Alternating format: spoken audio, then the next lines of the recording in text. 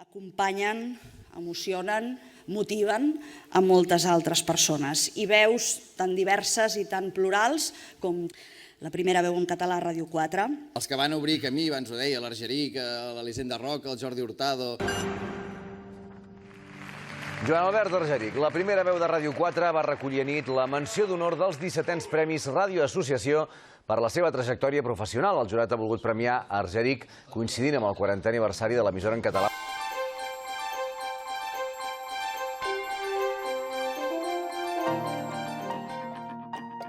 Bon dia, amics.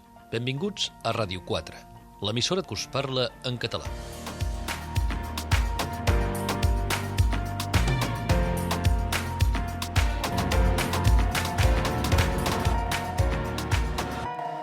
Recull el premi Joan Albert Argeric. Fort aplaudiment.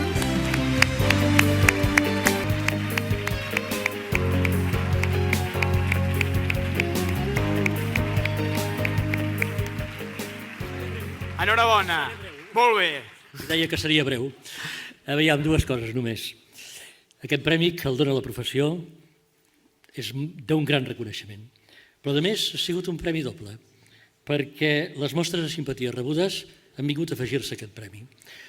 Què vol dir això? Doncs que durant tota una gran etapa hem tingut bon rotllo amb els companys, hem tirat endavant moltes coses i hem format equip. Jo sempre dic una cosa, s'ha d'anar de becari, per la il·lusió, per l'empenta, pel que cada dia aprens i ho afegeixes a l'experiència.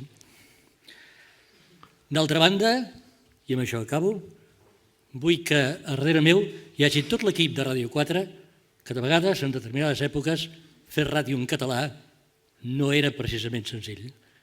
L'equip de Ràdio 4 que va començar i d'aquests 40 anys han maldat perquè la ràdio no es tanqués, perquè tingués visibilitat i per ara sembla que hem reeixit. Moltes gràcies.